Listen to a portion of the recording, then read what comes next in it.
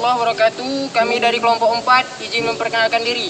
Saya Ramadan Furkan. Saya Kasma Ardilia. Saya Revi Aulia Sari Tanjung. Dan saya Sidra Malia. Saya Sri Martina. Saya Tengku Julita. Kita akan mencari tumbuhan dan hewan untuk dipelajari lebih lanjut. Ini kita akan mencoba reaksi tumbuhan putri malu terhadap sentuhan.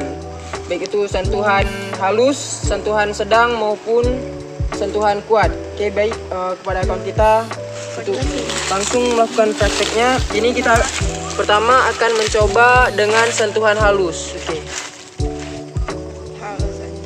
Nah, dengan sentuhan halus, reaksi tumbuhan putri malu tersebut adalah menguncup dengan perlahan, tidak terlalu cepat. Oke, lanjut ke sentuhan berikutnya. Kita akan mencoba dengan sentuhan secara sedang. Bagaimanakah reaksinya? Nah, untuk sentuhan secara sedang, reaksinya tidak terlalu lambat karena faktor sentuhannya. Jadi bisa dibedakan antara sentuhan halus dengan sentuhan sedangnya. Kali ini kita akan mencoba reaksi tumbuhan putri malu terhadap sentuhan yang kuat. Nah, setelah disentuh dengan sentuhan yang kuat, tumbuhan putri malu tersebut menguncup dengan cepat. Jadi kita bisa lihat ketiga perbedaannya antara tumbuhan putri malu dengan gerakan halus, sedang, dan kuat. Nah, ini yang di dalam ruangan. Nah, sebut, buka. Nah, itu dia yang. Nah, bisa kita lihat di dalam ruangan terlalu lama untuk dia kembali kembang, kembali apa sih namanya? Kembali terbuka karena tidak ada sinar, tidak ada cahaya yang dapat menutrisi dia dari luar. Dia tertutup. Jadi nampak ya perbedaannya di dalam dan di luar ruangan seperti ini. Ini setelah disentuh tadi dengan sentuhan lembut, sedang, dan keras. Nah, dan kasar. Sini deh bisa kita lihat, udah balik ya, udah ngembang lagi dia, udah kembang ke seperti semula. Untuk menitnya sentuhan lembut itu 3 menit seperkian detik lah. Untuk yang sedang 7 menit juga, cuman nggak tahu berapa detiknya, dan untuk yang kasar 12 menit. Setelah kita menyentuh dari masing-masing 3 pohon ini, kita dapat melihat setelah 30 menit perbedaan antara luar ruangan dengan di dalam ruangan yang udah kita tanam pada masing-masing pot dan di tanahnya sendiri. Nah, kami ini akan melakukan penanaman kacang merah. Ini kacang merah, ini ada 2 pot, pot A dan pot B. Dimana di masing-masing pot A dan pot B ini, ya cara penanamannya berbeda. Yang satu dimerengkan, yang satu ya biasa aja. Nah, kita dapat melihat hasilnya ketika 5 hari ke depannya, karena dia akan sekitar gitulah tumbuhnya. Nah, ini proses penyiramannya ya guys ya. Oke, kita tunggu 5 hari ke depannya. Bye bye.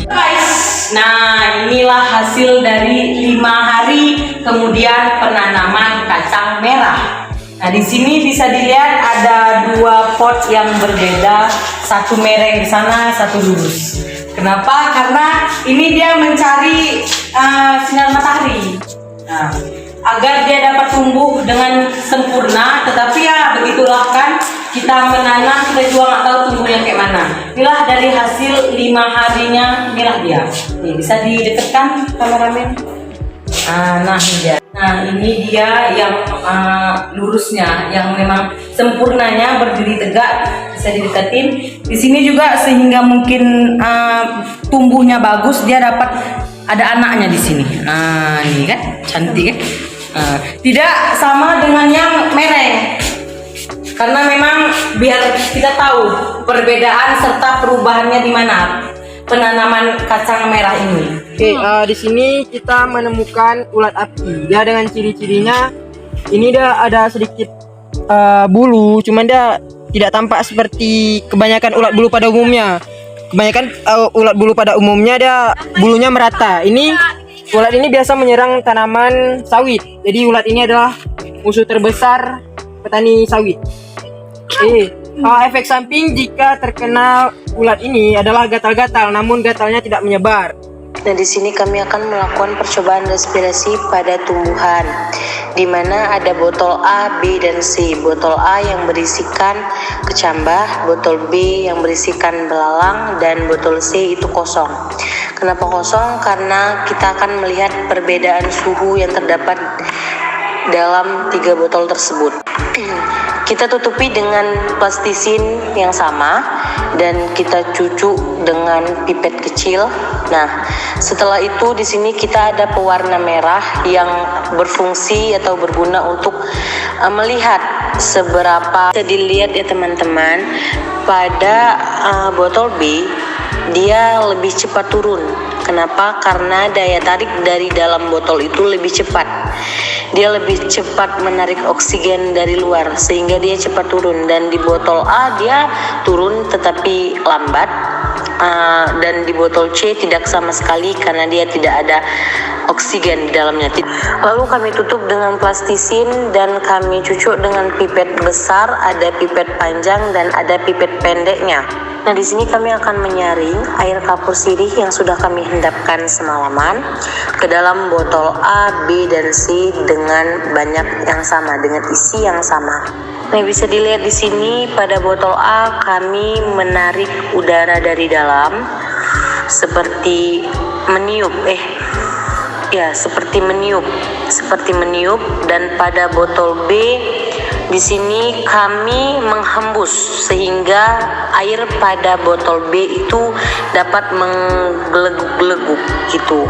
Dan pada botol C kami diamkan saja karena agar dapat melihat perubahannya.